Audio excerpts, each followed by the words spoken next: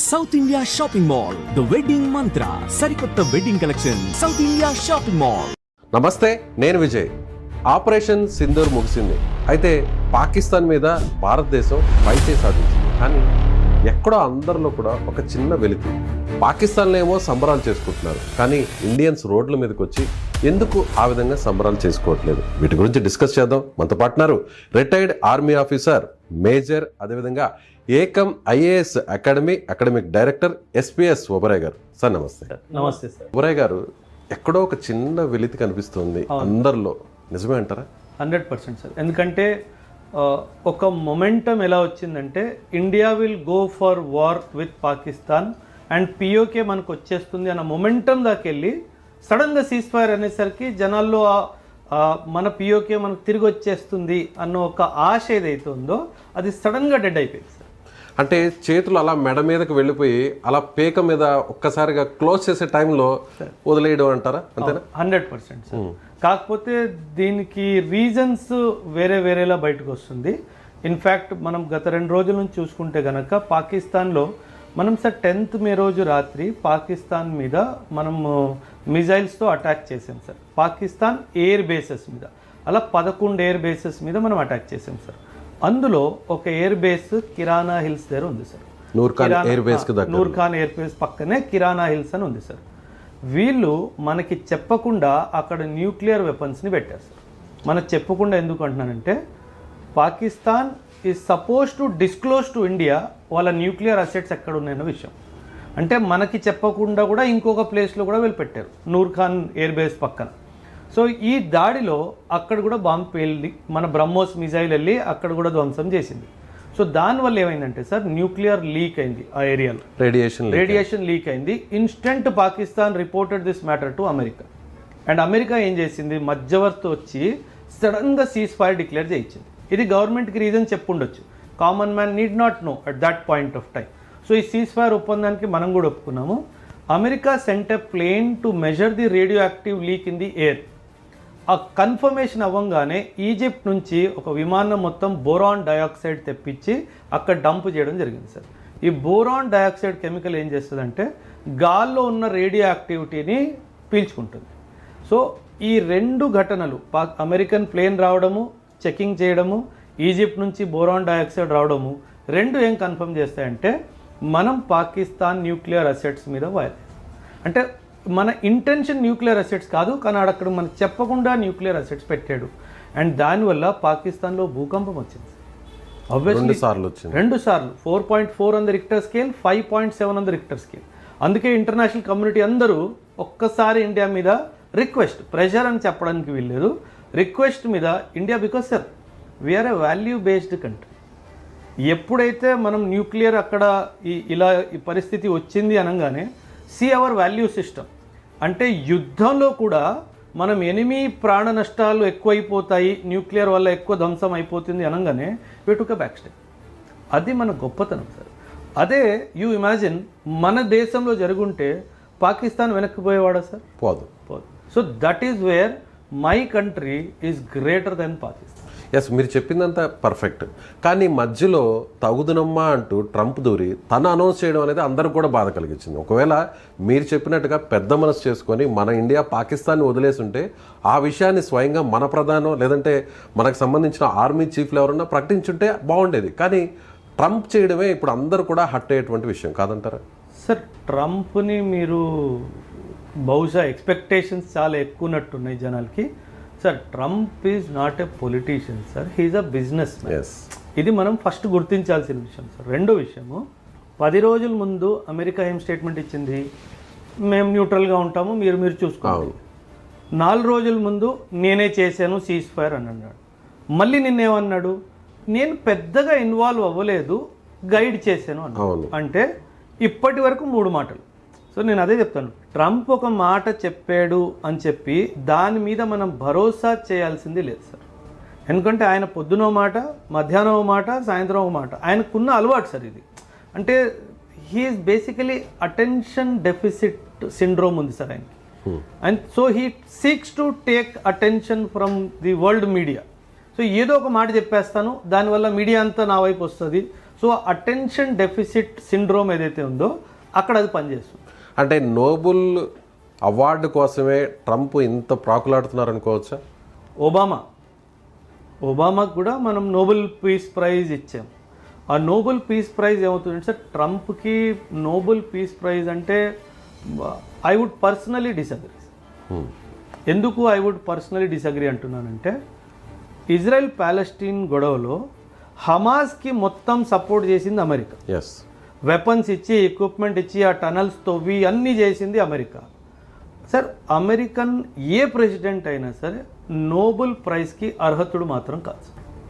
Any president for that matter. Because మీరు south Korean campaign చూసుకోండి, Vietnam campaign చూసుకోండి, Afghanistan campaign చూసుకోండి, Greece, Turkey, Cuban missile crisis ఏదైనా తీసుకోండి సార్, అమెరికా ఎప్పుడు పీస్ కోరుకోలేదు సార్.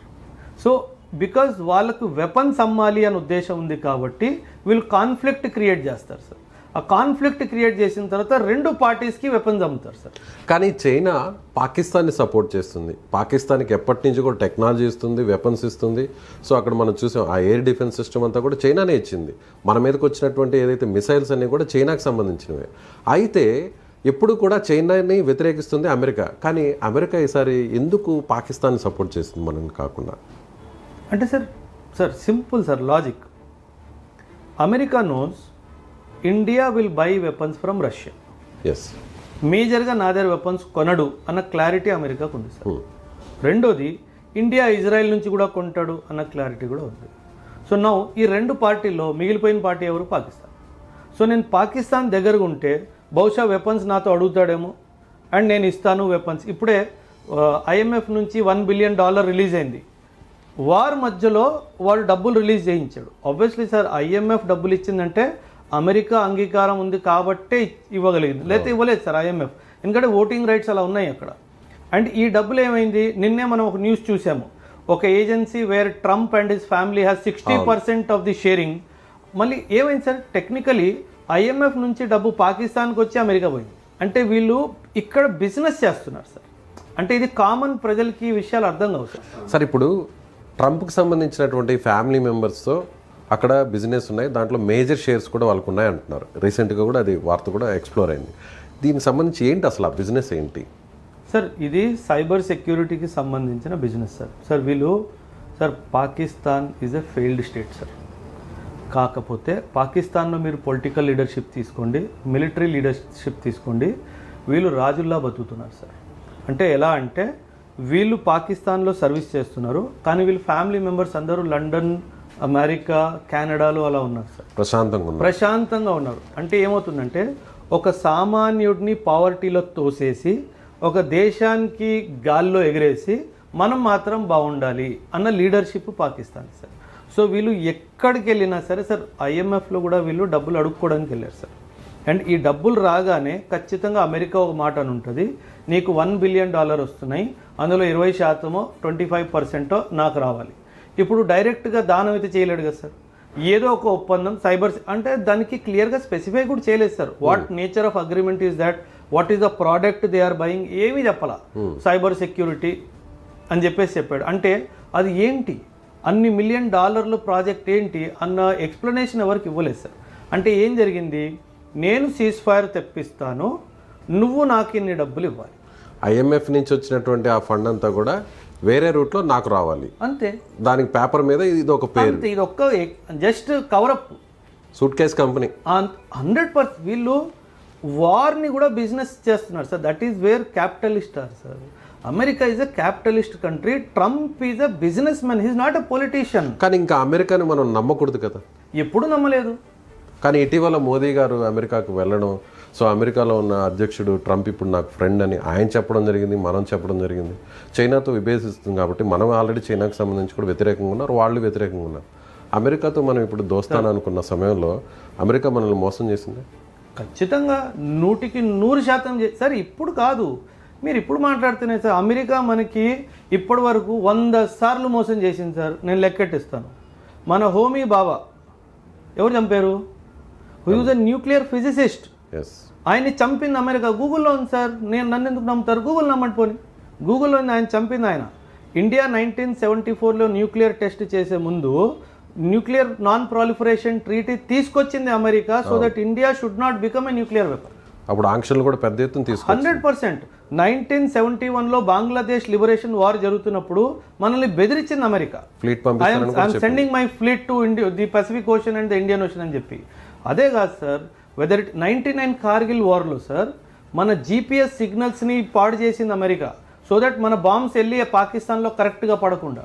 సో మనకి అమెరికాతో bad experience, this is not the first time. Our policy makers are very clear that America is not a supportive of Indian cause. అమెరికాకి డబ్బులే కావాలి. అందుకే మనం ఏమంటాము, Russia is my all weather friend. అందుకే ఎప్పుడైనా సరే మన ఫారిన్ పాలసీ సార్ అమెరికాకి దగ్గరికి వెళ్ళే ముందు 1,00,000 సార్లు ఆలోచిస్తాం సార్. ఎందుకంటే వాడికి వాల్యూ సిస్టమ్ లేదు, వాడికి డబ్బు ఒకటే కనిపిస్తుంది. ఇప్పుడు మీరు ఒక మాట అన్నారు sir, why America is close to Pakistan. ఈరోజు మోదీ గారు ఈరోజు ఉన్న పలంగా నేను అమెరికా నుంచి 2,000 కోట్లు ఆర్ 2,00,000 కోట్లు యుద్ధాయుధాలు కొంటాను అని ఒక డిక్లరేషన్ ఇవ్వమని చెప్పండి, ఉన్న పలంగా అమెరికా పాకిస్తాన్ చేయలేస్తుంది. ఎందుకంటే వాడికి కావాల్సింది బిజినెస్. ఇది మనం అర్థం చేసుకోవాలి సార్. సో కాకపోతే we are not into business sir, we are a welfare country.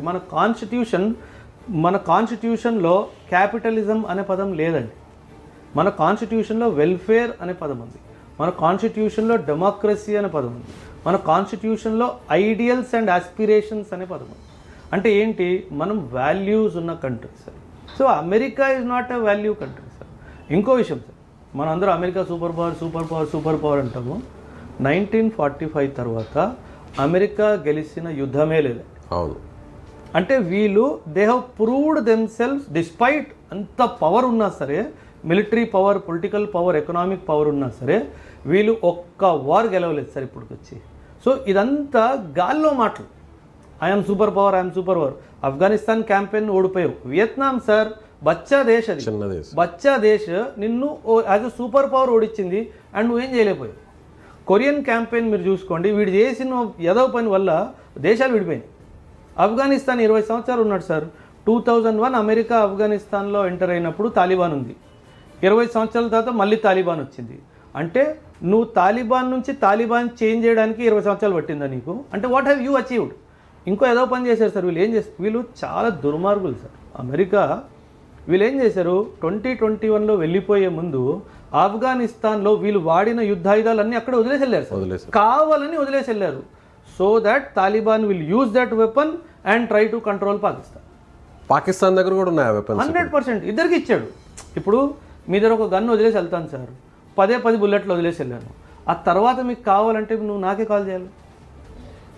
చాలా సార్ మనము ఈ బిజినెస్ మైండ్ని అర్థం చేసుకోవాలి. ఇప్పుడు పెహల్గామ్ అటాక్లో కూడా అక్కడ వాడిన టెర్రరిస్టులు కూడా ఈ గన్సే. 100% సార్. మీరు వాడిన గన్స్ గురించి మాట్లాడుతున్నారు, ఆ టెర్రరిస్ట్ కూడా అమెరికా వాడే అంటున్నాను నేను. బికాస్ తాలిబాన్ని క్రియేట్ చేసింది అమెరికా 1979లో. అమెరికా, సౌదీ అరేబియా, పాకిస్తాన్ కలిసి కన్న ముద్దు బిడ్డ తాలిబాన్ సార్. అండ్ అక్కడే కదా వచ్చింది ఒసామా బిన్ లాదెన్కి అమెరికాకి ఎందుకు మతభేదాలు వచ్చాయి సార్. 1989లో ఆఫ్ఘనిస్తాన్ క్యాంపెయిన్ అయిపోయినప్పుడు, రష్యా ఓడిపోయినప్పుడు అమెరికా వాడు ఏం ప్రామిస్ చేశాడు ఒసామా బిన్ లాదెన్కి, I will allow you to form government in Afghanistan అని చెప్పాడు. ఆ 89 నుంచి 96 వచ్చేసింది సార్. 8 సంవత్సరాలు అమెరికా వాడు ఫామ్ చేయనివ్వలేదు సార్. అప్పుడు ఒసామా బిన్ లాదెన్ అన్నాడు, now my target is not to form government in Afghanistan, I want to take revenge from America. And Osama bin లాదెన్కి జన్మనిచ్చిందే అమెరికా సార్. వీళ్ళు క్రియేట్ చేసిన టెర్రరిస్ట్ గ్రూపే కదా. ఏం మాట్లాడుతున్నాడు వీడు? పీస్ గురించి మాట్లాడతాడు, తోటకూర గురించి మాట్లాడతాడు. అసలు ఏం లేదు సార్, ఒక వాల్యూ సిస్టమ్ లేదు. అంటే వీళ్ళు ప్రాబ్లం క్రియేట్ చేయాలా, ఆయుధాలు అమ్ముకోవాలా, డబ్బు. ఇది వ్యాపారం సార్. ప్లీజ్, కామన్ మ్యాన్ ఏమవుతుందంటే ఇమోషన్లో వెళ్ళిపోయి ఆ ఇమోషన్ని పట్టుకుంటాడు, ఇంటెన్షన్ని వదిలేస్తాడు. ఇది ఇంటెన్షన్ వ్యాపారము. ఎప్పుడో ఒకప్పుడు మళ్ళీ ఇప్పుడు హమాస్, నిన్న న్యూస్ విన్నారు కదా, హమాస్ స్ట్రైక్స్ గాజా అని చెప్పేసి ఇది మళ్ళీ ఒక కొత్త థియేటర్ ఓపెన్ చేస్తున్నాడు. ఎందుకంటే ఈ థియేటర్ ఏమైపోయింది, న్యూక్లియర్ అది అయిపోవడం వల్ల ఇది సైలెంట్ అయిపోయింది కదా, మళ్ళీ అక్కడ ఆయుధాలు పోవాలి కదా, మళ్ళీ అక్కడ ఓపెన్ చేస్తాడు. సడన్గా చైనా టైవాన్ మధ్యలో ఓపెన్ చేస్తాడు. ఏదో ఒకటి వీళ్ళు at any given point of time sir వరల్డ్లో ఒక కాన్ఫ్లిక్ట్ జరుగుతూనే ఉంటుంది. ఎందుకంటే weapons exporting countries wants to make money and America is the largest exporter of weapons in the world. Operation Sindoor ఇంకా పూర్తి కాలేదు, ఎప్పుడైనా కూడా మళ్ళీ తిరిగి స్టార్ట్ అవుతుంది. ఒకవేళ పాకిస్తాన్ బుల్లెట్స్ వేస్తే తిరిగి మిసైల్స్ వేస్తామని కూడా ప్రధాని ఒకసారి మళ్ళీ కూడా ఆయన జాతిని ఉద్దేశించి మాట్లాడారు. అయితే ఇప్పుడు ఈ ఆపరేషన్ సింధూర్ వల్ల మనం ఏం సాధించాం? ఎమోషనల్లో కాకుండా డిఫెన్స్ పార్లెన్స్ ఒక కామన్ మ్యాన్కి అర్థమయ్యే విధంగా ఒక రిటైర్డ్ ఆర్మీ ఆఫీసర్గా మీరేం చెప్తారు? Simple sir. ఇంతకు ముందు మన మీద అటాక్ జరిగినప్పుడు మనం కూర్చొని మాట్లాడదాం అని మనం అప్రోచ్ ఉండేది sir. Hour approach was dialogue.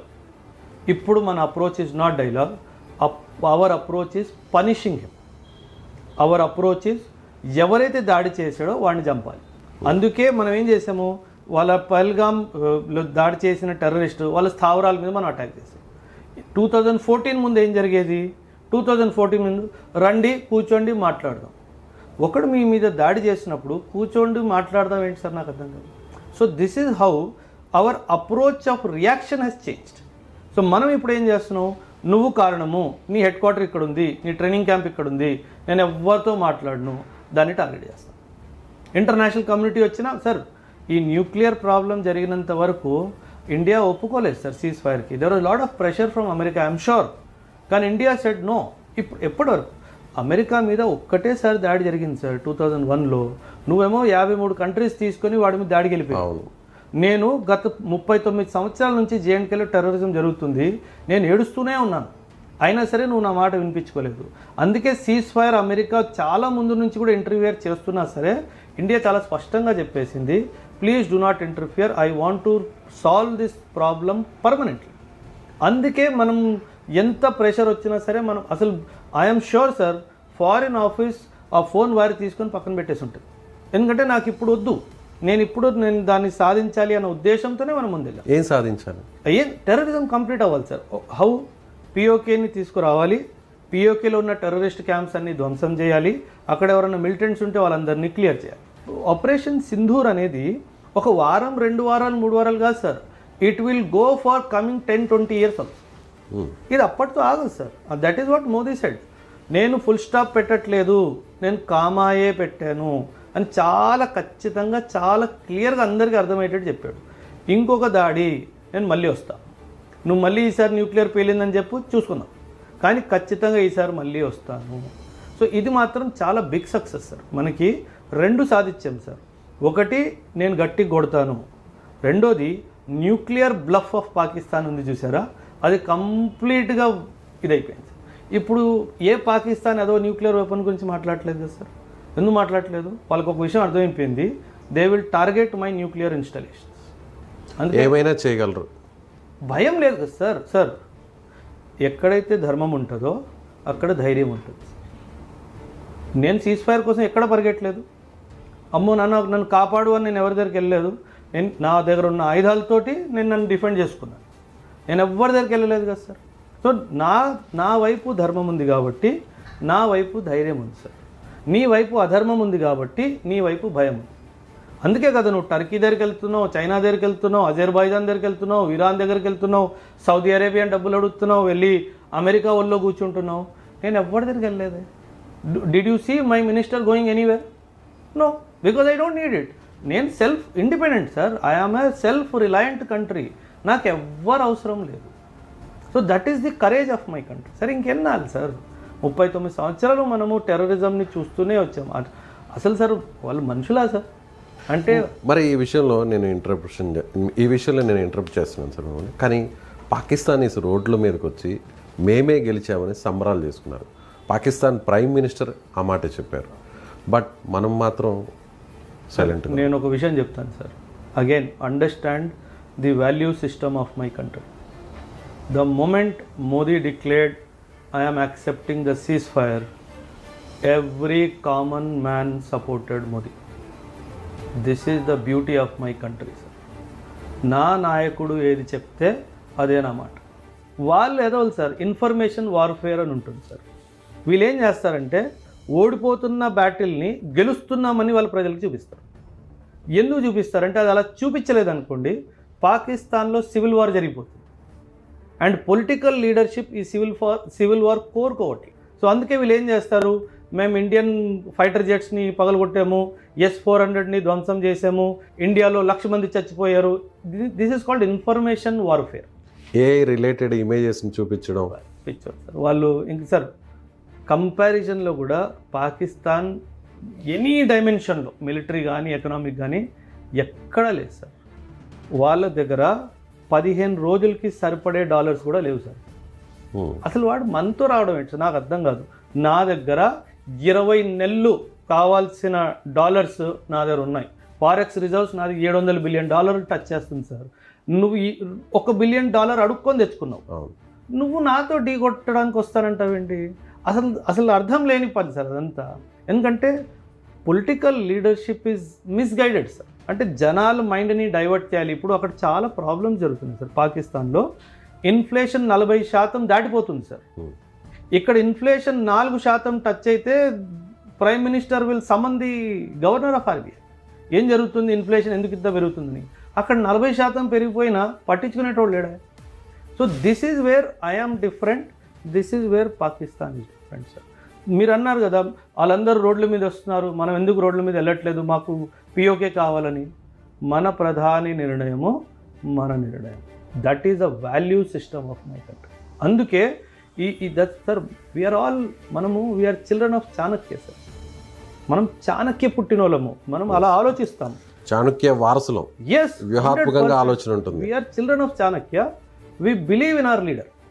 మా లీడర్ ఏం చెప్తే అదే నా మాట. మా లీడర్ మేము గెలిచాము అని చెప్తే ఎస్ మేము గెలిచాము. మా లీడర్ యుద్ధం కావాలి అంటే ఎస్ కావాలి. మా లీడర్ యుద్ధం వద్దు అంటే వద్దు, అంతే. ఒకే మాట, ఒకే దేశం, ఒకే మాట. అది ఇండియా, పాకిస్తాన్ కాదు మనం.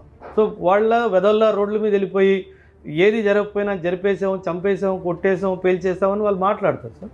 Let them talk.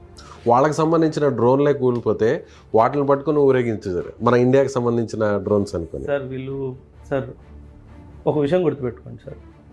ఒక మూర్ఖుడిని ఒరే నువ్వు మూర్ఖుడురా అని ప్రూవ్ చేయడం చాలా కష్టం సార్. సో పాకిస్తాన్ని ఒరే మీరు మూర్ఖులురా అని ప్రూవ్ చేయడము అసాధ్యం సార్. సో వాళ్ళని మూర్ఖులు మీరు అని చెప్పే మన ప్రయత్నంలో కూడా మనం కూడా మూర్ఖులను క్లారిటీ వచ్చేస్తుంది. సో అందుకే మనం ఏం చేయదలుచుకోలేదు సార్. ఎంత చక్కగా ప్రతిరోజు డిఫెన్స్ బ్రీఫ్ జరిగింది. సైనిక అధికారులు వచ్చి నిన్న ఏం జరిగింది, పాకిస్తాన్లో ఒక్క డిఫెన్స్ బ్రీఫ్ గురించి మాట్లాడండి సార్. 1 లేదు.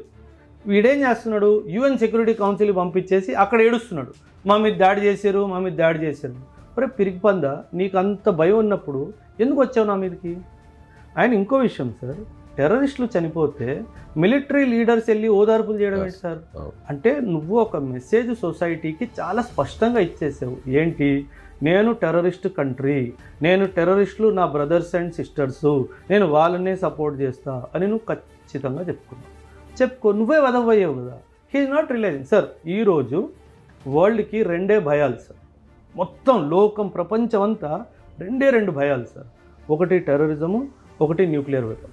ఈ రెండిటితో పాకిస్తాన్ చెలగడుతుంది సార్. వాడికి అర్థం కావట్లేదు నా అస్తిత్వమే పోతుంది అన్న క్లారిటీ పాకిస్తాన్కి లేదండి. So Pakistan is a rogue state, it is a failed state completely. అసలు మనం దాని గురించి ఆలోచించడం కూడా మనం చేస్తున్న తప్పు. వాడు ఏదో పని చేసినప్పుడల్లా వాడిని గట్టి కొట్టడం, అక్కడతో ఆపేయడం, అంతే. నెక్స్ట్, ఎందుకంటే మన టార్గెట్ ఈజ్ డెవలప్మెంట్ సార్. మనం 2047 కల్లా ఒక డెవలప్డ్ కంట్రీ అవ్వాలి అని మనకు ఒక ఆశయం ఉంది, ఒక లక్ష్యం ఉంది, ఒక దారి ఉంది, దాన్ని మనం ఫాలో అవుతున్నాం. అది వీడు జీర్ణించుకోలేకపోతున్నాడు. అంటే నేను అప్పుడే పుట్టాను, నువ్వు అప్పుడే పుట్టావు, నువ్వు ఎక్కడికో వెళ్ళిపోయావు, నేను ఇంకా అడుక్కు తింటున్నా. అది నీ ప్రాబ్లం. అయితే వాడు జీర్ణించుకోలేకపోతున్నాడు, వీడిని డిస్టర్బ్ చేయాలి. వీడిని డిస్టర్బ్ చేస్తే వీడు డైవర్షన్ డెవలప్మెంట్ నుంచి డిఫెన్స్కి వస్తుంది. అది మనకు తెలుసు. అందుకే మనం ఎక్కువ దాని వెనక వెళ్ళాల్సిన అవసరం మనకి లేదు. ఎప్పుడైనా మన బాడీలో ఒక పుండు ఏర్పడితే దాన్ని అక్కడ వరకు సర్జరీ చేసి తీసి పక్కన పడేయాలి. మరి పాకిస్తాన్ కూడా ఎప్పుడోకప్పుడు చేయాల్సిందే కదా ఇలా. అది ఆ టైం వస్తుంది సార్. ఆ టైం ఖచ్చితంగా వస్తుంది. అది మనమే చేస్తాం. అది ఖచ్చితంగా, అది దేవుడు ప్రాబబ్లీ మన కోసం వదిలిన బాధ్యత అనుకోండి. ఎప్పుడైతే పాకిస్తాన్ ఈ వరల్డ్ మ్యాప్ నుంచి తొలగిపోతుందో అది జరుగుతుంది సార్. మేబీ మీరు నేను ఉన్న టైంలో జరగకపోవచ్చు, బట్ వచ్చే 100-200 సంవత్సరాల్లో ఇది జరుగుతుంది సార్. అండ్ ఖచ్చితంగా ఆ పని భారతదేశమే చేస్తుంది. ఆ బాధ్యత మనకే దేవుడు ఇచ్చాడు సార్. వాళ్ళకు గుణపాఠం నేర్పించాలని, వాళ్ళ అస్తిత్వాన్ని పూర్తిగా చెరిపేయాలి. ఈ బాధ్యత మందే, మనం నిర్వహిస్తాము. కాకపోతే ఓపికగా సహనంగా ప్రస్తుతం ఉన్నాం. రేడియేషన్ లీక్ కాకుండా ఉంటే ఏం జరుగుండేది? మన టార్గెట్ ఏంటి? Me as per your knowledge ఏం జరుగుండేది? ఎన్ని రోజుల పాటు ఈ యుద్ధం కొనసాగుండేది? పాకిస్తాన్ ఇక పూర్తి స్థాయిలో చావుదెబ్బ ఎలా తీసుండేవాళ్ళు? ఒకవేళ న్యూక్లియర్ లీక్ అవ్వలేదు అనుకోండి సార్, ఖచ్చితంగా పిఓకే మీద ఫుల్ ఫ్లెజ్డ్ మిలిటరీ క్యాంపెయిన్ జరిగేది. మనం పిఓకేని స్వాధీనం చేసుకునే వాళ్ళము. అటు బలూచిస్తాన్ వేరైపోయేది, పాకిస్తాన్ మళ్ళీ 2 ముక్కలుగా అయ్యేది. గుణపాఠం: నా వైపు వేలెత్తి చూస్తే వేలు విరిచేస్తాను, నా వైపు కన్నెత్తి చూస్తే గుడ్లు బీకేస్తాను. ఈ గుణపాఠం మనం ఖచ్చితంగా పాకిస్తాన్కి చెప్పేవాళ్ళం సార్. పిఓకే మనకు వచ్చేసేది, అటు బలూచిస్తాన్ పోయేది. ఎన్ని రోజులు? మహా అయితే ఒక 2 నెలలు, మహా అయితే 2 నెలలు. పిఓకే తీసుకోవడానికి ఎక్కువ టైం పడుతుంది sir. PoK campaign would be 3 weeks 4 weeks campaign. ఆ కన్సాలిడేషన్ ప్రాసెస్ 2-3 మంత్స్ తీసుకుంటుంది. ఎందుకంటే అక్కడ ఎవరు టెర్రరిస్ట్ ఉండిపోయాడు, ఎవడు సివిలియన్, ఎవరు మన తరపున ఉన్నాడు, ఎవరు వాళ్ళ తరపున ఉన్నాడు, ఈ కన్సాలిడేషన్ ప్రాసెస్ అంటాం సార్. దీన్ని ఈ మాపింగ్ అప్ అంటారు. దీన్ని టెక్నికల్ మిలిటరీ లాంగ్వేజ్లో మాపింగ్ అప్ అంటారు. ఈ mapping up would have taken 3-4 months time. Military campaign 3 వారాలు కూడా పాకిస్తాన్ చాలేదు సార్. ఎందుకు అంటున్నానంటే సార్, ఇప్పుడు చండీగఢ్లో మాకు వాలంటీర్స్ కావాలి అని చెప్పి గవర్నమెంట్ ఒక చిన్న అనౌన్స్మెంట్ చేసింది సార్. వేలల్లో లక్షల్లో యూత్ వచ్చారు సార్. పాకిస్తాను యుద్ధ భూమి వదిలేసి పారిపోయే సైన్యం. నాకు సివిలియన్ ఒరే అవసరం ఉంది నాన్న అంటే తన ప్రాణాలు కూడా లెక్క చేయకుండా నేను వస్తాను అని చెప్పే నా దేశం సార్. సో పాకిస్తాన్ ఆర్మీ మనం ఫుల్ ఫ్లెజ్డ్ ఇంటెన్స్ అటాక్ చేయంగానే వాళ్ళు పారిపోతారు సార్. టాప్ లీడర్షిప్ పారిపోతుంది, కింద వాడు పోరాడతాడు, టాప్ లీడర్షిప్ పారిపోతుంది. ఎందుకు పారిపోతుందంటే వీళ్ళు బాగా డబ్బులు సంపాదించుకున్నారు సార్. పెట్రోల్ పంపులు నడుపుతున్నారు, కమర్షియల్ కాంప్లెక్సెస్ నడుపుతున్నారు, రియల్ ఎస్టేట్ బిజినెస్లో ఉన్నారు, డైపర్లు తయారు చేసుకొని డబ్బులు సంపాదించుకుంటున్నారు. ఇలా ఇవన్నీ ఎదవ పనులు పాకిస్తాన్ ఆర్మీ చేస్తుంది సార్. టాప్ లీడర్షిప్, కింద వాళ్ళకి అంతగా పెద్దగా ఏం లాభాలు అందట్లేదు. అయితే ఈ టాప్ లీడర్షిప్, నా దగ్గర డబ్బు ఉంది, నా పిల్లలు అమెరికా, లండన్, కెనడాలో ఉన్నారు, నేను ఎందుకు కావాలి ఇక్కడ? వాడు పారిపోతాడు. ఆ లీడర్షిప్ పారిపోయిన వెంటనే కింద వాళ్ళకి ఏం చేయాలో అర్థం కాదు, వాళ్ళు సరెండర్ చేసేస్తారు. ఇదే కదా జరిగింది బంగ్లాదేశ్లో. 93,000 మంది సరెండర్ ఎందుకు చేశారనుకుంటున్నారు? టాప్ లీడర్షిప్ పారిపోయింది. వీళ్ళు స్పెషల్ ప్లేన్లు తెప్పించుకొని పారిపోయారు సార్. స్పెషల్ ప్లేన్లు తెప్పించుకొని పారిపోయారు వీళ్ళు. అండ్ బికాజ్ మనం ఎయిర్ స్పేస్ క్లోజ్ చేసామని చెప్పేసి వేరే దేశాలకు పారిపోయారు. సో వీళ్ళు పోరాడే సైన్యం కాదు సార్, వీళ్ళు పారిపోయే సైన్యం. కాబట్టి ఖచ్చితంగా పిఓకే మనకి ఈజీగా వచ్చేసేది, అటు బలూచిస్తాన్ వేరైపోయింది. ఇంకొక అనుమానం కూడా కలుగుతుంది సార్. ఇప్పుడు ఇంటర్నేషనల్ న్యూక్లియర్ కంట్రోలింగ్ అథారిటీ కూడా నిన్న ఒక స్టేట్మెంట్ ఇచ్చింది. ఎక్కడా కూడా పాకిస్తాన్లో కిరాణా హిల్స్లో రేడియేషన్ లీక్ కాలేదు అని ఇచ్చింది. అంటే ఇప్పుడు ఇండియా పైచేయి సాధించబోతుంది, పాకిస్తాన్ని పూర్తి స్థాయిలో క్యాప్చర్ చేస్తుందని అమెరికా పాకిస్తాన్ ఆడినటువంటి గేమ్ ఇదొక యాక్టింగ్ డ్రామా అనుకోవచ్చా? అంటే ఇది వితౌట్ ఎనీ ఫ్యాక్ట్స్ కాబట్టి దీన్ని స్పష్టంగా చెప్పడానికి అయితే లేదు. బట్ ఖచ్చితంగా some information would have been shared with India, authentic information related to nuclear leak. Okay, అంటే వితౌట్ ప్రాపర్ అథెంటిక్ ఇన్ఫర్మేషన్ మనం కూడా ఆగే వాళ్ళం కాదు అని అయితే నాకు కన్ఫర్మేషన్ చేసుకున్న తర్వాతనే మనం యాక్సెప్ట్ చేసుంటాము అని నా అభిప్రాయం సార్. అంటే గ్రౌండ్లో ఏం జరిగిందో నాకు తెలియదు కాబట్టి, బట్ ఖచ్చితంగా మనం ఆ ఇన్పుట్స్ తీసుకున్న తర్వాతనే సరేలేండి అని చెప్పి ఆగుంటాము అని నా అనుమానం. అలాగే ఒక రిటైర్డ్ ఆర్మీ ఆఫీసర్గా మార్నింగ్ మనకు సంబంధించినటువంటి ఎయిర్ చీఫ్స్ అంతా కూడా ప్రెస్ మీట్ పెట్టేటప్పుడు వాళ్ళ ఫేస్లో చాలా గంభీరత్వం కనిపించింది, ఒక విజయం సాధించబోతున్నాం అనేటువంటి ఆ ధైర్యం కనిపించింది. కానీ ఈవినింగ్కి వచ్చేసరికి సీజ్ ఫైర్ విషయంలో మాట్లాడేటప్పుడు అందరూ కూడా నీరసపడిపోయారు. సో ఇదే పరిస్థితి మన బార్డర్లో డైరెక్ట్గా పాకిస్తాన్తో అటాక్ చేసేటువంటి ఆ సోల్జర్స్ కావచ్చు, ఆఫీసర్స్ కావచ్చు, వాళ్ళ ఎమోషన్ ఎలా ఉంటుంది అందరికీ సార్? ఎందుకంటే sir India PoK is an unfinished అజెండాలా భావిస్తుంది సార్. అంటే నేను చెయ్యాల్సిన న్యాయం నా దేశానికి ఇంకా చెయ్యలేదు అనే ఒక భావన ప్రతి సోల్జర్లో ఉంది సార్. సో ఒక మంచి అవకాశం చేతులు దాకా వచ్చి రిటర్న్ వెళ్ళిపోయేసరికి ఇంకందరూ మళ్ళీ వీడు జారుకున్నాడు అన్న ఒక ఫీలింగ్లో అందరు ఫేసెస్ డల్ అయిపోయాయి సార్. అదే కాదు సార్, మొత్తం దేశం సార్. వాళ్ళే ఎందుకు, even the entire country, as an individual I could not accept cease fire sir. అంటే మనకి ఇవన్నీ గ్రౌండ్ రియాలిటీస్ ఇప్పుడు తెలుస్తున్నాయి, 2-3 రోజుల్లో తెలుస్తుంది న్యూక్లియర్ ఇదంతా. ఆ రోజు మనకు తెలియదు కదా సార్. మనం కూడా ఏమనుకున్నాము, మళ్ళీ మనం ఎందుకు బ్యాక్ స్టెప్ తీసుకున్నాము అని. సో ఆబ్వియస్లీ మిలిటరీ, ఎందుకంటే సార్ ఆర్మీ ఎయిర్ ఫోర్స్ నేవీలో information is shared only on need to know basis. ఎవరికి ఎంత తెలియాలో అంతే తెలుస్తుంది. So only top officials would know why the ceasefire would have happened, not everybody sir. So అది మన ఫేస్లో, అందరి ఫేస్లో ఒక డల్నెస్ సడన్గా అది కనిపించేసింది sir. But today we are happy that as we have taken a good decision to go for cease fire. See sir, as a country India does not believe in violence sir. మనం ఎప్పుడు violence గురించి sir, ఇప్పుడు మాల్దీవ్స్ తీసుకోవాలంటే మనకి ఎంతసేపు sir, అవును, శ్రీలంక తీసుకోవాలంటే మనకి ఎంతసేపు సార్, బంగ్లాదేశ్ సార్. మనం ఆ దేశానికి పురుడు పోసాం సార్. మన కన్న బిడ్డ అది బంగ్లాదేశ్. అందులో ఒక్క ఇంచైనా మనం తీసుకున్నాం సార్? ఒక్క ఇంచ్ లేదు, ఎందుకంటే మనకు ఆ స్వార్థం లేదు sir. So this is wear our country is based on value system. మనం వైలెన్స్ చేసినా we limit it to the need of the war. ఆ వార్ అయిపోయిన వెంటనే back step. So that is what my country. Sir, ఇప్పుడు మీరు ఒక మాట అన్నారు, బంగ్లాదేశ్కి మనమే పురుడు పోసాం మన బిడ్డ అని. కానీ అదే బిడ్డ మన గుండెల మీద తంతుంది. బంగ్లాదేశ్ మనల్ని వ్యతిరేకిస్తుంది, ఏమంటారు సార్? బంగ్లాదేశ్ని మనం చూసుకుంటే కనుక పొలిటికలీ 2 విభాగాలు ఉన్నాయి సార్. ఒకటి అవామీ లీగ్, ఒకటి బంగ్లాదేశ్ నేషనలిస్ట్ పార్టీ. అవామీ లీగ్ షేక్ హసీనా, బంగ్లాదేశ్ నేషనలిస్ట్ పార్టీ ఖాలిదా జియా. ముందు నుంచే, స్టార్టింగ్ నుంచి 1971 నుంచి కూడా ఆ బిఎన్పి ఏదైతే ఉందో బంగ్లాదేశ్ నేషనలిస్ట్ పార్టీ, వాళ్ళు ఎప్పటికీ pro Pakistan.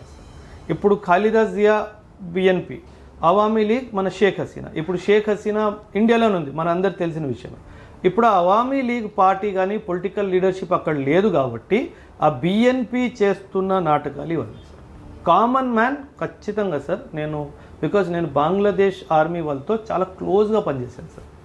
I can tell you for sure the Bangladesh army would not like the statements what the political leadership is giving. మనం జాయింట్ మిలిటరీ ట్రైనింగ్స్ కానీ వాళ్ళకి ఎటువంటి ప్రమాదం లేకుండా సార్. బంగ్లాదేశ్ 3 వైపులు మనం ఉన్నాం, 3 వైపులు మనం ఉన్నాము. ఒక చిన్న పార్ట్ మ్యాన్మార్తో వాళ్ళకి ల్యాండ్ బౌండరీ ఉంది. The leadership of military leadership of Bangladesh knows that if India decides within 2-3 months Bangladesh can be physically occupied by India. కాకపోతే వాళ్ళకి ఇంకో విషయం ఏంటి తెలుసు అంటే మిలిటరీ లీడర్షిప్ ఇస్ డిసిప్లిన్డ్ అనే విషయం కూడా తెలుసు. సో ఖచ్చితంగా అదొక పొలిటికల్ స్టేట్మెంటే తప్పితే అక్కడ పాపులేషన్ కానీ అక్కడ మిలిటరీ లీడర్షిప్ కానీ ఆ స్టేట్మెంట్స్కి ఎటువంటి సపోర్ట్ ఇవ్వదు అని నా అనుమానం సార్. ఇది కానీ హిందువుల్ని చంపేస్తున్నారు, దారుణంగా వేధిస్తున్నారు, దాడులు చేస్తున్నారు ఇదే బంగ్లాదేశ్లో. Power flows from political leadership sir. ఆ పొలిటికల్ లీడర్షిప్ యాంటీ హిందూ ఎప్పుడైతే క్లోజర్ టు పవర్ వెళ్తుందో ఇవన్నీ కామన్ సార్ బంగ్లాదేశ్లో. అసలు బంగ్లాదేశ్ పుట్టిందే ఆ వల్ల sir, that persecution of Hindu minority in Bangladesh. కాకపోతే మళ్ళీ వీళ్ళు బిఎన్పి వాళ్ళు ముందుకు వస్తున్నారు. మన షేక్ హసీనా ఇండియాకి వచ్చేసింది, అక్కడ అవామీ లీగ్ ప్రెజెన్స్ పోయింది కాబట్టి మీరు మళ్ళీ వీళ్ళు ఆ యాంటీ హిందూ అజెండా ఏదైతే ఉందో మళ్ళీ తీసుకొచ్చేస్తారు. మీరు అన్నది వాస్తవం సార్, అది కరెక్టే సార్. మిగిలిన ఇతర దేశాల డిఫెన్స్ సిస్టమ్కి మన డిఫెన్స్ సిస్టమ్కి, ముఖ్యంగా మన సోల్జర్స్కి, మన వాళ్ళు చాలా ధైర్యంగా ఉంటారు. అది ఎలాంటి కష్టమైనా ఎలాంటి నష్టమైనా కూడా ప్రాణాలు పోయినా పర్వాలేదని డిసైడ్ అవుతారు అంటారు, నిజమేనా? 100% సార్. ఇప్పుడు మీరు కార్గిల్ యుద్ధమే తీసుకోండి, 1971 వార్ తీసుకోండి, 1965 వార్ తీసుకోండి, 1947 వార్ తీసుకోండి. ఏ వారు పాకిస్తాన్ వాడు మన మీద గెలవలేదు సార్. ఎందుకు గెలవలేదంటే at least 47, 65, 71 capacity of both the countries was same. Military technology కానీ ఎకానమీ కానీ ఆల్మోస్ట్ సేమ్. మనం ఎందుకు గెలిచాం కాబట్టి military leadership sir, discipline, training, ఆ జీల్. ఇప్పుడు వరల్డ్లో ఒక కాంపిటీషన్ జరుగుతుంది సార్, ఆర్మీ వాళ్ళలో కాంపిటీషన్ ఉంటుంది, దాన్ని కేంబ్రియన్ పెట్రోల్ అంటారు. చాలామందికి తెలియదేమో, మీ ప్రేక్షకులు కూడా ఫస్ట్ లాస్ట్ 2023లో ఈ కాంపిటీషన్ జరిగింది సార్. 135 కంట్రీలు పార్టిసిపేట్ చేసాయి sir. 135 countries participated in the Cambrian petrol competition. India గెలిచింది సార్. అంటే I have the best fighting soldier with my country sir. So నన్ను పాకిస్తాన్తో కంపేర్ చేయడం అన్నది కొంచెం మూర్ఖత్వం సార్. అంటే నేను నా సైనికుడిని అవమానించుకున్న type. So this is where I'm great sir. So because sir 35 Gorkha, if I remember the name of the regiment, 35 Gorkha rifles. Excellent. 2021లో మళ్ళీ 4-5 Gorkha rifles. మన దగ్గర సోల్జర్స్ ఎలా ఉన్నారంటే సార్, వాడికి 16 బుల్లెట్లు తగిలినా వాడు దూసుకుంటూ వెళ్ళిపోతాడు. ఎందుకంటే ఒక డివైన్ బ్లెస్సింగ్ ఉంది సార్, ఒక దేవుని ఆశీర్వాదం మన ఒక కంట్రీలో ప్రతి ఒక్క సోల్జర్ మీద ఉంది sir. So that is where దేవుడు మన సైడ్ ఉన్నాడు సార్. మనల్ని ఎవ్వడు ఓడించలేడు సార్. ఎందుకంటే ఆ స్పిరిట్ ఆఫ్ సాక్రిఫైస్ మన ఆర్మీలో ఉన్నట్టు పాకిస్తాన్ ఆర్మీలో దరిదాపుల్లో కూడా లేదు. మన తెలుగు వ్యక్తి మురళీ నాయక్ ఇదే వారిలో చనిపోయారు, ఆయన గురించి ఏమంటారు? వాళ్ళ పేరెంట్స్తో ఒకసారి మాట్లాడడం జరిగిందండి. అండ్ అంటే ఆ అబ్బాయి మామయ్య కూడా ఒక వీడియో కూడా నేను విన్నాను. అంటే అబ్బాయి చూడండి సార్, 19-20 years ఓల్డ్ అబ్బాయి, నేను దేశం కోసం ప్రాణత్యాగం చేయాలి, నా బాడీ తిరంగాలో చుట్టి పంపించాలి అంటే, ఈ టైంలో పిల్లలు ఇన్స్టాగ్రాము యూట్యూబ్ అని చెప్పే టైంలో కూడా ఒక అబ్బాయికి ఇలా దేశ సేవ చేయాలి అన్న ఒక ఆలోచన ఉంది చూడండి సార్, అది హ్యాట్స్ ఆఫ్ సార్. సూపర్. అంటే మన 2 తెలుగు రాష్ట్రాలు మన హిస్టరీ బుక్స్లో మురళీ నాయక్ ఉండాలి. ఎందుకు ఉండాలి అంటే, I'm not just making a loose statement, అది మన వచ్చే భావితరాలకు ఒక స్ఫూర్తిదాయిలా ఉండాలి సార్. ఎందుకంటే ఒక 19-20 years అబ్బాయికి ఆ స్పిరిట్ ఉంది అంటే మనం ఎంత నేర్చుకోవాలి సార్ అబ్బాయి దగ్గర. మనము కంఫర్ట్లోకి వెళ్ళిపోతున్నాం సార్, ఆ అబ్బాయి సాక్రిఫైస్కి వెళ్ళాడు సార్. ఆ తల్లి ఎంత గ్రేట్ సార్, అలాంటి కొడుకుని కన్న తల్లి ఎంత great sir. So this is wear it is a message to all the youth. పిచ్చి పిచ్చి విషయాల్లో, బెట్టింగ్ యాప్స్లో కానీ, ఏమంటారు డ్రగ్స్లో కానీ, ఇవన్నీ కాదు ఇంపార్టెంట్. మీరు మీ ఫ్యామిలీని బాగా చూసుకోండి. మీ ఫ్యామిలీ బాగుంటే సమాజం బాగుంటుంది, సమాజం బాగుంటే దేశం బాగుంటుంది. So every youth has a responsibility అని ఒక మెసేజ్ ఆ చిన్న అబ్బాయి అందరికీ ఇచ్చేళ్ళాడు సార్. సో అది మనం అందరు నేర్చుకోవాలి సార్. అగ్నివీర్లో సెలెక్ట్ అయినటువంటి మురళీ నాయక్ నేరుగా బార్డర్ వరకు వెళ్ళాడంటే అతని కరేజ్, అతనిలో ఉన్నటువంటి ఆ టాలెంట్ అనుకోవచ్చా? 100% సార్. ఇన్ఫ్యాక్ట్ అగ్నివీర్లో retention is based on talent only. 3-4 సంవత్సరాల తర్వాత ఓన్లీ 25%ని రిటైన్ చేసుకుంటారు, 75%ని తిరిగి పంపించేస్తారు. సో అబ్బాయి అగ్నివీర్ నుంచి జాయిన్ అయ్యి అక్కడ ఉన్నాడు అంటే it means he was physically fit, mentally fit and a spirit of service ఉంది అని అబ్బాయి ఆర్మీకి నిరూపించాడు కాబట్టి అక్కడ ఉన్నాడు సార్. అంటే బై ఛాన్స్ అవ్వలేదు ఇది తన బాడీని మైండ్ని అలా ప్రిపేర్ చేసుకున్నాడు, యుద్ధం వస్తే నేను ఉంటాను అని చెప్పేసి. అది మనం అర్థం చేస్తాం. సో మురళీ నాయక్ చనిపోయినా కూడా అవతల పాకిస్తాన్ సోల్జర్స్ని ఎంతమందిని చంపేసి ఉండొచ్చు? అతని కరేజ్, అతనికి ఉన్నటువంటి అది ఇంకా డీక్లాసిఫై చేయలేదండి. మన గవర్నమెంట్ ఎటువంటి డీక్లాసిఫికేషన్ ఇంకా చేయలేదు కాబట్టి అది మనం వెయిట్ చేసి చూడాలి. అసలు ఏ పరిస్థితిలో ఇది జరిగింది, ఏమైనా బాంబ్ అటాక్ జరిగిందా, 1-to-1 గన్ బ్యాటిల్ జరిగిందా, అసలు ఏం జరిగింది అన్నది ఇంకా అవుట్ అవ్వలేదు సార్. అది అవుట్ అయిన తర్వాతే మనం దాన్ని. సోల్జర్స్కి ఎలాంటి రెస్పెక్ట్ ఇవ్వాలి, గవర్నమెంట్స్ అయినా కానీ పబ్లిక్ అయినా కానీ, ఈ ఇష్యూని బట్టి చూస్తే చాలా చోట్ల మనం వింటుంటాం, మా పొలాలను ఆక్రమించేశారు, మాకు రావాల్సినటువంటి సరైనటువంటి రాష్ట్ర ప్రభుత్వాల నుంచి అందడం లేదు, సరైనటువంటి గౌరవం ఇవ్వడం లేదు, మా ఆస్తులను ఆక్రమించారు, మాకు న్యాయం జరగట్లేదని చాలామంది చాలా చోట్ల మన చిన్న చిన్న పేపర్లో ఒక క్లిప్పింగ్స్ వస్తుంటాయి మనకి. సో దాని గురించి మీరు ఏం మాట్లాడారు సార్? మీరు చెప్తే నమ్మరు సార్, నేను ఆర్మీలో 11 years పనిచేశాను సార్, 2004 to 2015. నా దగ్గర as an officer when I was there in the unit ఒక 10 మంది కంప్లైంట్స్ తీసుకొని వచ్చారనుకోండి సార్. అందులో 7 సార్ ఊర్లో నా భూమిని ఆక్రమించుకున్నారు. ఇదే పాయింట్, మీరు చెప్పిన point sir. We use to personally talk to the district collectors sir, we use to personally talk to the district SPs and get their problems resolve. వాళ్ళ ప్రాబ్లమ్స్ని మేము పర్సనల్గా వీళ్ళతో మాట్లాడి సాల్వ్ చేసాం. మన దేశం ఎలా అయిపోయిందంటే సార్, కొన్ని విషయాల్లో మనం బాగా ఆస్తులని దాని వెనుక పరిగెట్టి ఒక ఫ్యామిలీ నుంచి ఒక పర్సన్ మన దేశ సరిహద్దుల్లో సేవ చేస్తున్నాగానే అవన్నీ పట్టించుకోకుండా వాళ్ళ భూముల్ని ఆక్రమించుకుంటున్నాం సార్. ఇది మనం చేసే అతిపెద్ద నేరం అవుతుంది సార్. ఎందుకంటే ఆ అబ్బాయి ఎవరైతే ఆర్మీలోకి వెళ్ళారో ఈ సమాజాన్ని నమ్ముకొని ఆ ఫ్యామిలీని అక్కడ వదిలేసి దేశ సేవకి వెళ్ళాడు. అదే సమాజంలో ఒక మనిషి ఆ అబ్బాయి భూమిని కానీ ఇంకేదైనా ప్రాపర్టీని ఆక్రమించుకుంటే కనుక నా సందేశం మన అందరు సొసైటీకి ఏంటంటే ఐకమత్యమై ఆ అబ్బాయి గురించి వాళ్ళ ఫ్యామిలీ గురించి మనం పోరాడాలి. అది మన నైతిక బాధ్యత సార్. మనం అది కూడా చేయకపోతే ఇంకా మనం మనుషుల్లాగా మనం లెక్క పెట్టుకోవద్దు, ఆ పని చేయాలి సార్. ఎందుకంటే that is the basic what we can give it back to that family and society. So ఈ జనరేషన్కి ఆపరేషన్ సింధూర్తో ఒక అవగాహన కలిగిందంటారా? సో 100%. మన ఇండియన్ సోల్జర్స్ ఎంత గొప్పవాళ్ళు, ఎంత ధైర్యవంతులు, మన కోసం ఇలా ప్రశాంతంగా మనం ఇక్కడ తిరగగలుగుతున్నాం, పడుకోగలుగుతున్నాం, తినగలుగుతున్నాం, ఇలా సంతోషంగా ఉండగలుగుతున్నాం అంటే మీలాంటి ఆర్మీ ఆఫీసర్స్, మీలాంటి ఆర్మీ సోల్జర్స్ అక్కడ బార్డర్లో ఉండడం వల్ల అనేది ఈ జనరేషన్ తెలుసుంటుందా ఆపరేషన్ సింధూర్ ద్వారా? ఆల్మోస్ట్ 100%.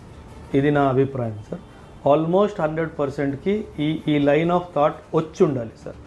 ఇంకా రాలేదు అంటే దెర్ ఇస్ సంథింగ్ రాంగ్. 100% ఈ లైన్ ఆఫ్ థాట్ వచ్చి ఉండాలి. ఇదే కాదు, ఎస్పెషలీ మన 2 రాష్ట్రాలు, తెలుగు రాష్ట్రాల్లో కూడా నేను కూడా ఆర్మీకి వెళ్తాను అని ఒక అవగాహన కూడా రావాలి.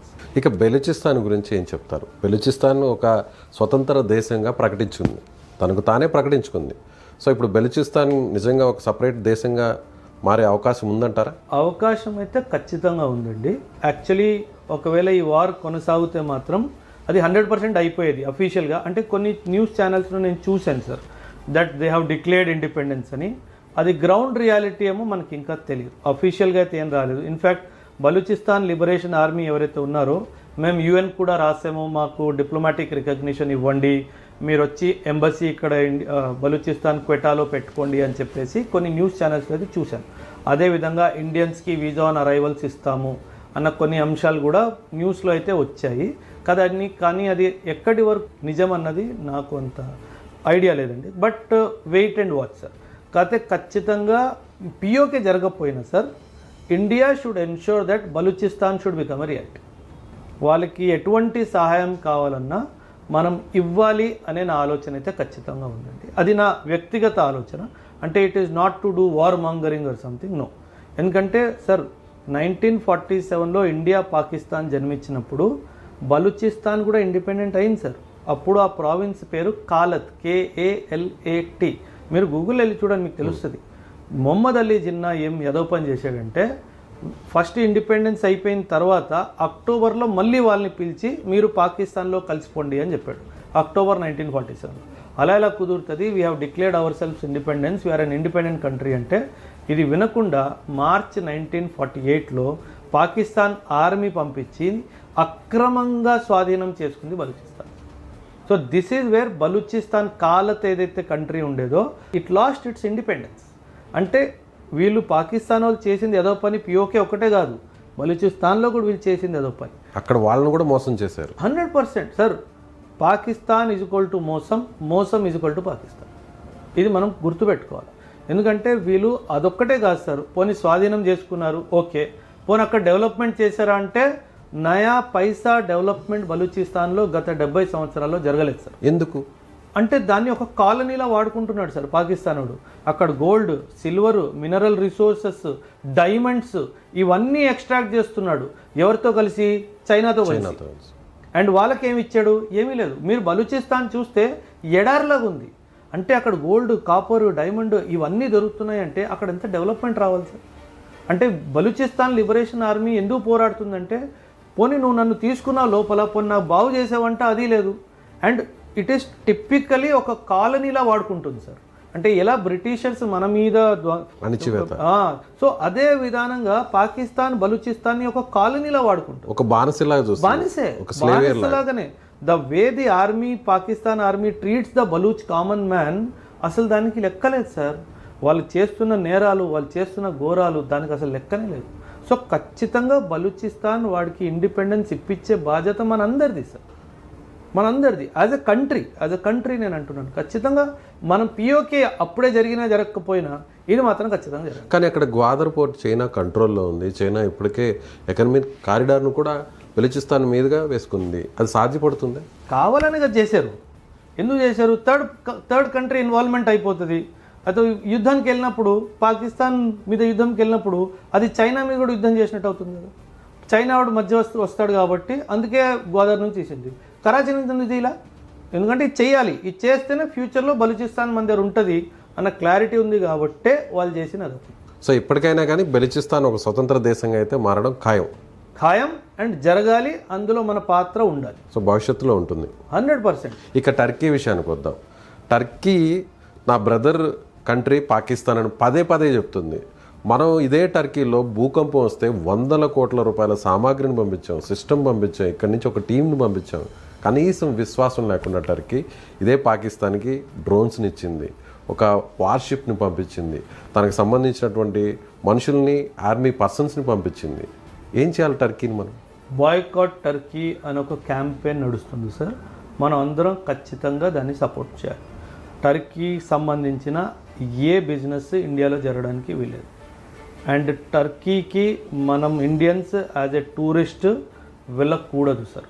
Turkey is earning lot of revenue from Indians who are going to Turkey for vacations. So అది మనం ఖచ్చితంగా ఆపేయాలి సార్. 2.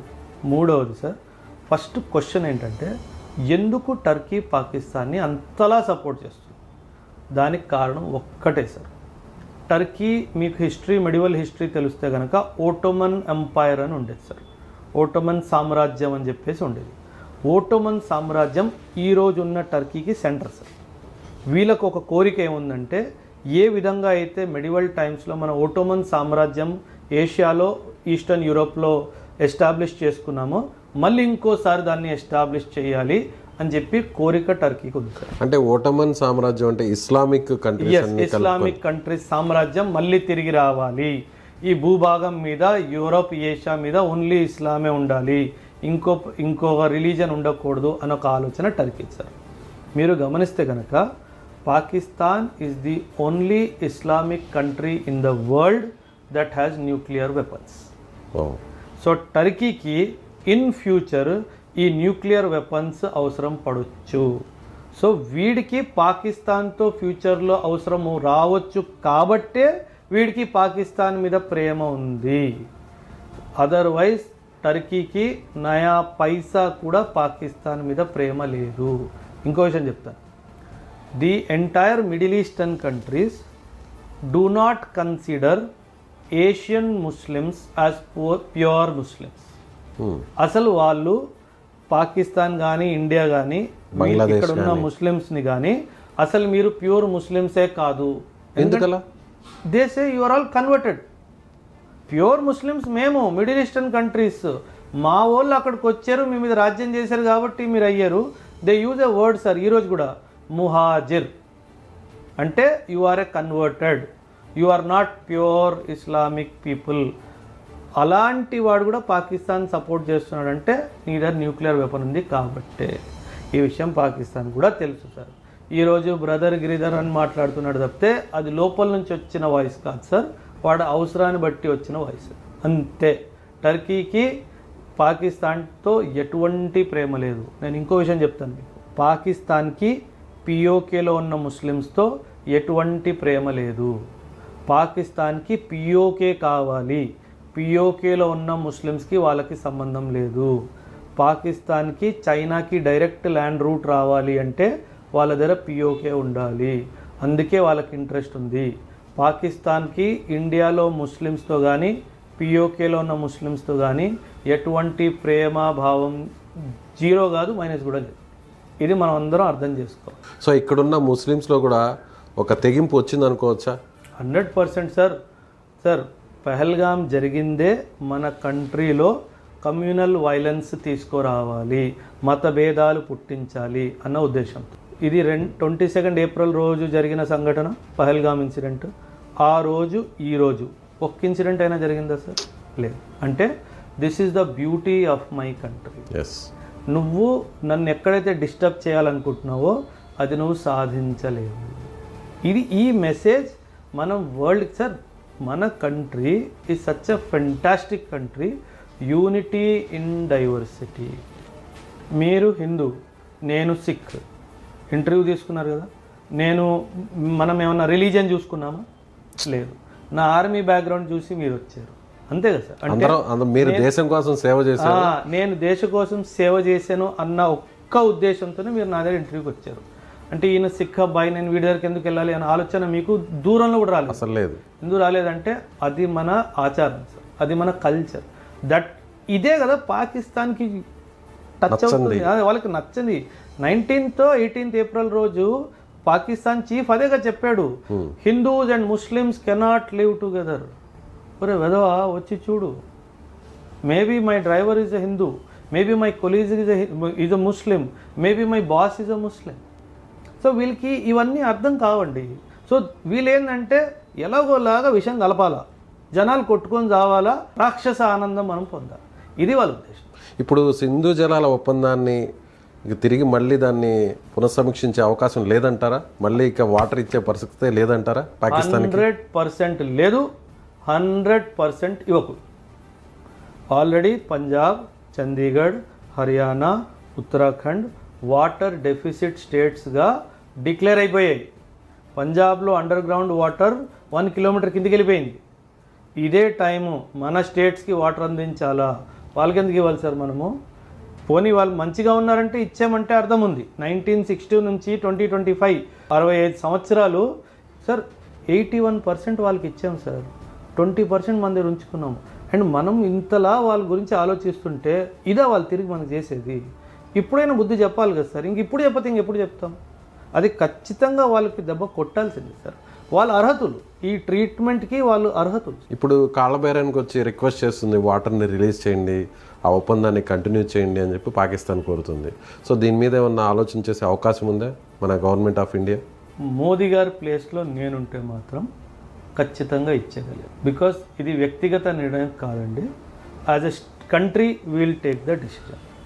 మేబీ కొంచెం రిలాక్సేషన్ ఇవ్వచ్చేమో, మరీ వచ్చి కాళ్ళ మీద పడిపోతే. ఎందుకంటే again we are driven by value system.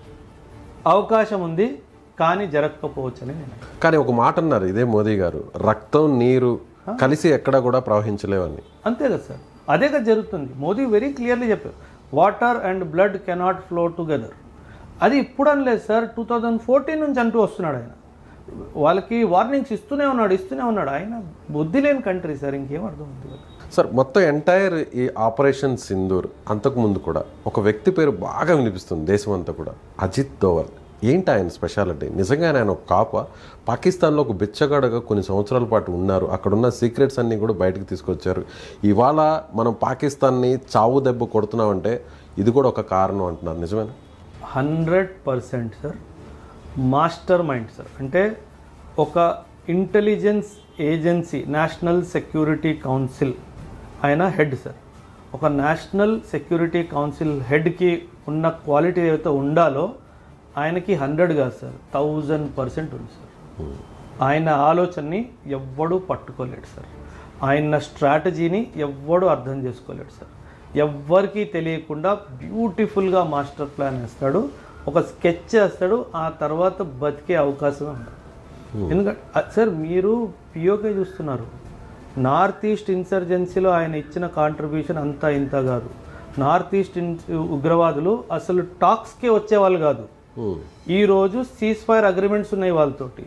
Somewhere the roots go to Ajit Doval. అంటే మన దేశం, మనం అంటాం కదా సార్, మన భారతదేశ ముద్దు బిడ్డ అనేసి. So he's that Ajit Doval. Ajit దోవల్ని మీరు ఓన్లీ ఫిజికల్గా చూడొద్దు, ఆయన ఓమ్నిపోటెంట్. ఆయన ఇక్కడ లేడేమో కానీ ఇక్కడ ఉంటాడు. అది ఆయన స్పెషాలిటీ సార్. ఆయన ఆలోచించే తీరు, ఆయన తీసుకున్న ట్రైనింగ్, ఆయన చేసిన త్యాగము మన దేశం కోసము.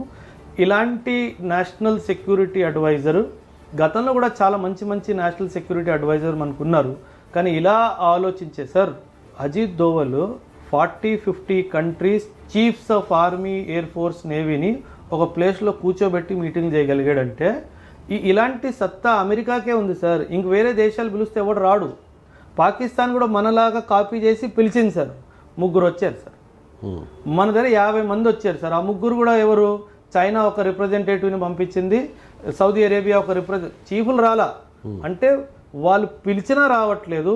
మనం పిలవంగానే 50 కంట్రీలు వాళ్ళ చీఫ్స్ని పిలిచారంటే ఏం చేసి ఉంటాడు ఆ మీటింగ్లో? వాళ్ళ బుర్రలో ఏం నడుస్తుందో కనుక్కోవాలి. వాళ్ళ బుర్రలో ఏం నడుస్తుంది, వీళ్ళు ఫ్యూచర్లో మనకి ఎలా హాని కలిగించగలరు, ఆ బుర్రలు వాడు చెప్పకుండా వాడి దగ్గర నుంచి ఎక్స్ట్రాక్ట్ చేయాలా, దాని మీద కౌంటర్ స్ట్రాటజీ తయారు చేయాలి. అది అజిత్. 100 బుర్రలు కలిపిన బుర్ర అజిత్ దోవల్ బుర్ర అనొచ్చా? 1000 అనొచ్చు. 1000 బుర్రలు. అసలు ఆయన మీ ముందు కూర్చొని మీతో మాట్లాడుతూ ఆయన బుర్రలో ఏం నడుస్తుందో మనం చెప్పుకోలేదు. అంత strong critical thinking capacity. He is really an asset to the country sir. ఇలాంటి అండ్ సార్ ఆలోచన ధైర్యం సార్, ఇది చేద్దాము, ఇది చెయ్యాలి, ఇది చేసి తీరాలి. సో ఒక స్పిరిట్ ఆఫ్ కంట్రీకి సాక్రిఫైస్ కానీ సర్వీస్ కానీ ఇలాంటి వాళ్ళే కదా సార్ మనకు కావాలి. ఏసీ బంగ్లాల్లో తిరిగి కారులో సెల్యూట్లు కొట్టించుకునే వాళ్ళు కాదు కదా సార్ మనకు కావాల్సింది. ఇలాంటి టైమ్స్లో ఇలా ఆలోచించేవాడే మనకు కావాలి. సో మనకు దొరికే జేమ్స్ బాండ్ ఆఫ్ ఇండియా అని పిలవచ్చా? Asia James Bond of Asia. And sir మన కాంబినేషన్ చూడండి సార్, మీరు కామన్ మ్యాన్ ఇవన్నీ అర్థం చేసుకోవట్లేదు. ఒకవైపు ప్రధాని గారు, ఒకవైపు అమిత్ షా, ఒకవైపు రాజ్నాథ్ సింగ్, ఒకవైపు జయశంకర్, ఒకవైపు అజిత్ దోవల్, ఒకవైపు 3 చీఫ్ ఆఫ్ ఆర్మీ స్టాఫ్. ఎవడు పుట్టుకోగలడు సార్? వాళ్ళ జోన్లో వాళ్ళు the best of the world. ఎవరు టచ్ చేయగలడు? So that is where India is the unstoppable India today, because the leadership is finest leadership. మతభేదాలు ఉన్నాయి సార్, పొలిటికల్గా ఖచ్చితంగా అందరికీ మతభేదాలు ఉంటాయి. బట్ ఇండియా అనగానే అన్నీ పక్కకు జరిగిపోతాయి. నా దేశం ముందుకు వచ్చేస్తుంది, అందరు ఐకమత్యం అయిపోతారు, వీడు నా టార్గెట్. అది మనము ఆపరేషన్ సింధూర్లో 1971లో ఎప్పుడైతే ఇందిరాగాంధీ గారు ఆ పని చేశారో అప్పుడు వచ్చిన మనకి ఎలివేషన్ మళ్ళీ ఇంకోసారి 2025లో. ఇప్పుడు వీళ్ళు ఎవరి పని వాళ్ళు ఎలా చేశారు ఒకసారి చెప్పగలరా? ఇప్పుడు మీరు అన్నారు సార్ ప్రధాని గారు, అమిత్ షా, రాజ్నాథ్ సింగ్, జయశంకర్, అజిత్ దోవల్, మన ఏదైతే Indian air force, Indian navy, Indian army. ఖచ్చితంగా సార్. చాలా పెద్ద రోల్ ఇక్కడ ఇజ్రోది సార్. ఎవరు ఇజ్రో గురించి మాట్లాడట్లేదు. ఇజ్రో నిఘా పెట్టిన తీరు పాకిస్తాన్ మీద, ఈ టైంలో పాకిస్తాన్ ప్రైమ్ మినిస్టర్ ఎక్కడున్నాడు, ఏం చేస్తున్నాడు, ఆ క్లారిటీ మనకు. గ్రౌండ్లో ఇంటెలిజెన్స్ ఉంది, పైన శాటిలైట్ ఉంది, ఏం చేసుకుంటాం. సో ఇదంతా కోఆర్డినేట్ అవ్వాలి సార్. ఇప్పుడు జయశంకర్ గారు ఉన్నారు, ఇమాజిన్ ఆయనకి రోజుకి ఎన్ని కాల్స్ వచ్చి ఉంటాయో, ఎన్ని దేశాల కాల్స్ వచ్చి ఉంటాయో, వాళ్ళని డిప్లొమాటిక్గా ట్యాకిల్ చేయడం, వాళ్ళని మేము కాదు అగ్రెసర్, వాడు అగ్రెసర్, మేము విక్టిమ్స్ అని ఎక్స్ప్లెయిన్ చేయడము. That calls for lot of courage. మీరు ఒకటి చూసారో లేదో కానీ వీళ్ళందరూ గత 10 రోజుల్లో ఎంత అలసిపోయి కనిపిస్తున్నారు. 24 అవర్స్ పనిచేస్తున్నారు సార్. మనకు ఒక్కరోజు 6 గంటలు నిద్ర రాకపోతే రెండో రోజులు బుర్ర పిచ్చెక్కిపోయింది. వీళ్ళు గత 10-15 రోజుల నుంచి నాన్ స్టాప్గా ఆలోచిస్తున్నారు, పనులు చేస్తున్నారు. సో వాళ్ళకి డివైన్ బ్లెస్సింగ్ వచ్చేస్తుంది సార్. ఆ కోఆర్డినేషన్ సార్, ఇది వార్ టైం కోఆర్డినేషన్ కాదు, ఇది peace time coordination, war time output. Peace time కూడా బ్యూటిఫుల్ కోఆర్డినేషన్ ఏంటి సార్. పాకిస్తాన్లో political, army, ISI zero coordination. నా ప్రధాని మీటింగ్ పిలిస్తే 5 నిమిషాల్లో అందరు కుర్చీ మీద కూర్చొని ఉంటారు, చెప్పండి సార్ అంటారు. ఇది పాకిస్తాన్లో ఈరోజు కాదు, 1947 తర్వాత ఎప్పుడు జరగలేదు. ఎందుకంటే వాళ్ళకి ఐకమత్యమే లేదు సార్. సో మనం సార్ పాకిస్తాన్ నుంచి మనకి నయా పైసా భయం లేదు సార్. ఎందుకంటే వాడిని ఢీ కొట్టడానికి నా ఎడం చేతిలోనే చిటిక నిలిచాలి సార్, వాడు భస్మం అయిపోతాడు. సో మన దగ్గర ఉన్న వెపన్స్, బ్రహ్మోస్, ఆకాష్, ఇవన్నీ కూడా ప్రపంచానికి చూపించావా? ఖచ్చితంగా. బ్రహ్మోస్ అయితే సార్ బై ఎయిర్ పంపించవచ్చు, బై ల్యాండ్ పంపించవచ్చు, వాటర్ పై నుంచి కూడా పంపించవచ్చు, వాటర్ లోపల నుంచి కూడా పంపించవచ్చు. అది బ్రహ్మోస్. బ్రహ్మోస్ ఈజ్ మ్యాక్ 3, అంటే సౌండ్కి 3 సార్లు వేగంగా వెళ్తుంది.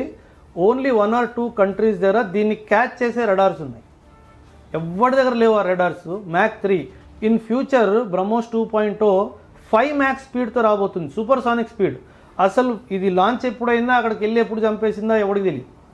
సో జస్ట్ ఇమాజిన్ 11 టార్గెట్స్లో మనం ఫైర్ చేసే మిజైల్స్ ఎవడైనా పట్టుకోగలిగాడా, ఎవడైనా ఆపగలిగాడా? పాకిస్తాన్ నుంచి ఒక మిజైల్ మన భూమి మీద అసలు రాగలిగిందా? లేదు.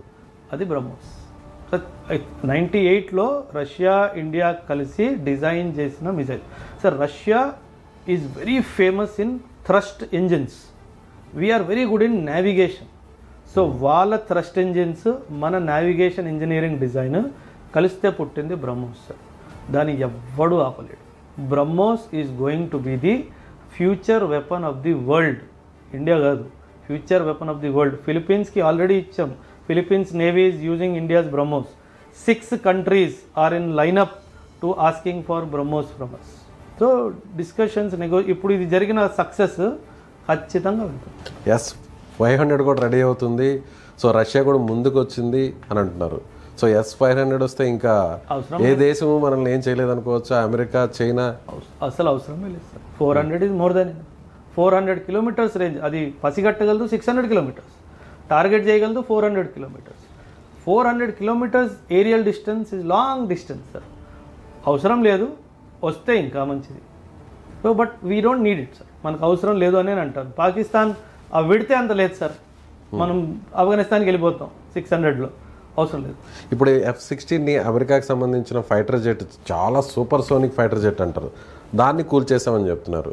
అలాగే ఏదైతే చైనాకి సంబంధించిన ఎయిర్ డిఫెన్స్ సిస్టమ్ ఉంది దాన్ని కొలాప్స్ చేసాం. సో ఒక రకంగా మనం పాకిస్తాన్ని చావు దెబ్బ కొట్టడంతో పాటు అటు అమెరికాని, చైనాని, సో మిమ్మల్ని కూడా ఏం చేయడానికైనా కూడా మా దగ్గర ఉన్నటువంటి వెపన్స్ చాలా పవర్ఫుల్ అని చెప్పామా? వెపన్స్ పక్కన పెడితే సార్, నేను మీకు ఒక మంచి పదునైన కత్తిస్తాను సార్, కానీ మీకు అది వాడడం రాదు. ఎస్. ఏమైందంటే F-16 one of the most potent fighter aircraft in the world today sir. 4th 5th generation aircraft అది. దాన్ని మిగ్ 3rd జనరేషన్ ఎయిర్క్రాఫ్ట్ కొట్టింది అంటే ఆ పైలట్ పనికిరాని అది అని క్లారిటీ సార్. డ్రైవర్ కరెక్ట్ అయినడు కాదు అసలు వాళ్ళు సార్ ట్రైనింగ్ లేదు, ప్రొఫెషనలిజం లేదు. కాకపోతే Pakistan air force is very professional, కాదని నేను అనట్లేదు. కాకపోతే ఈ బ్యాటిల్ సినారియోలో వాళ్ళ ప్రొఫెషనలిజం చూపించలేకపోతుంది, ఆ కరేజ్ లేదు లేదు, ఎందుకంటే కరెక్ట్ ఉన్నారు. That is wear the problem is coming sir. JF-17 thunderbolt is a very potent aircraft of China, కానీ వీళ్ళకి వాడడం రావట్లేదు. So this is wear the problem is coming. దాన్ని కూడా కూల్చేసాం 100% సార్. ఇండియా ముందుకి ఏదొచ్చినా ధ్వంసం అవ్వాల్సిందే, ఎందుకంటే ధర్మం నా వైపు ఉంది, ధైర్యం నా వైపే ఉంది, ఎవ్వడు మనల్ని టచ్. సో ఈ ఆపరేషన్ సింధూర్ ద్వారా మన దగ్గర వెపన్స్ కొనడానికి ఇక వేరే దేశాలన్నీ కూడా క్యూ కడతాయేమో, కానీ మన ఉద్దేశం అది కాదు. మన ఉద్దేశం వెపన్స్లో పెద్ద గొప్ప వెపన్స్ ఎక్స్పోర్టింగ్ కంట్రీ అవ్వాలి అన్న ఉద్దేశం మనకి. మనం పీస్, మనం ఎప్పుడు అయినా సరే పీస్ గురించే మాట్లాడతాం. మనం ఎప్పుడైనా సరే వాల్యూ సిస్టమ్ గురించే మాట్లాడతాం. కాబట్టి వస్తే ఇస్తాం, ఇవ్వము అని అనట్లేదు. దాంట్లో కూడా చాలా స్ట్రాటజిక్ క్యాల్కులేషన్స్ ఉంటాయి, ఎవరికి ఇవ్వాలా, ఎవరికి ఇవ్వద్దా, ఇవన్నీ క్యాల్కులేషన్స్ ఉంటాయి. అవన్నీ చూసుకున్న తర్వాత ఇస్తాం. కానీ మన ఉద్దేశము ఇలాంటి వెపన్స్ ప్రొడ్యూస్ చేయాలా, భారీ ఎత్తులో అమెరికాలో మనం కూడా ఎక్స్పోర్ట్ చేయాలా, అంత ఉద్దేశం మనకి లేదు. సో ఉబరాయ్ గారు, మీ ఇన్స్టిట్యూషన్ గురించి, మీరు ఒక అకాడమిక్ ఇన్ఛార్జ్గా ఉన్నారు. So Ekam IAS academic centre, దాని గురించి ఏం చెప్తారు? Sir simple sir. Ekam IAS అకాడమీలో మేము ముఖ్యంగా UPSC ఎగ్జామ్కి ప్రిపేర్ అయ్యే పిల్లల్ని తయారు చేస్తున్నారు సార్. నా పర్సనల్ సూపర్విజన్లో ప్రతి ఒక్క స్టూడెంట్ని నేను ప్రిపేర్ చేస్తాను సార్. క్వాలిటీ ఎలా వస్తుంది అని చెప్పాలి అంటే, ఈ సంవత్సరం 2024 రిజల్ట్లో 87 student of my institute pass the exam, final exam. All India rank 5, 19, 23, 39, 60, 70, 73, 91, ఇలా 87 ర్యాంకులు నాకు వచ్చాయి. ఎందుకు వచ్చాయంటే ఒక స్టూడెంట్ సెంట్రిక్ అప్రోచ్తో స్టూడెంట్కి ఏమిస్తే మంచిగా బయటికి వస్తుంది పొటెన్షియల్, ఆ డైమెన్షన్తో పెట్టిందే Ekam IAS academy sir. So ఒక మంచి ఉద్దేశంతో పెట్టాం కాబట్టి, స్టూడెంట్స్కి బెస్ట్ ఆఫ్ ది సపోర్ట్ ఇవ్వాలి అనే ఉద్దేశంతో పెట్టాం కాబట్టి రిజల్ట్స్ కూడా చక్కగా వస్తున్నాయి. నెక్స్ట్ ఇయర్ ఖచ్చితంగా 100+ ఇస్తాను. నాకు ఒక కోరిక ఉంది సార్. ఈ కోరిక ఏంటంటే, ఒక ఎగ్జామ్లో అది 27 అవ్వచ్చు, 2028 అవ్వచ్చు, 29 అవ్వచ్చు, 1, 2, 3 ఆల్ ఇండియా 1, 2, 3 ర్యాంక్ నా తెలుగు రాష్ట్రాల నుంచి రావాలి. ఇది నాకు ఒక కోరిక ఉంది సార్. ఆ కోరిక ఉన్నంత వరకు నేను పట్టు వదిలేదే లేదు సార్. 1, 2, 3 అది వేరే ఇన్స్టిట్యూట్ కూడా వచ్చి పర్వాలేదు, నా ఇన్స్టిట్యూట్ నుంచి అని నేను అనట్లేదు. కాకపోతే ఖచ్చితంగా ఈ తెలుగు రాష్ట్రాల నుంచి 1, 2, 3 రావాలి. ఎందుకంటే మన పిల్లలు కూడా చెయ్యగలరు, వాళ్ళకి చేసే సత్తా ఉంది అని చెప్పి మొత్తం భారతదేశానికి ఇప్పుడు IT అనగానే ఏపీ, తెలంగాణ ఏపీ, బెంగళూరు అని వస్తుంది సార్. అదేవిధంగా UPSC అనగానే తెలంగాణ అండ్ ఆంధ్ర అని రావాలి. ఇది నా dream sir. Right sir, thank you. Right sir, thank you very much sir.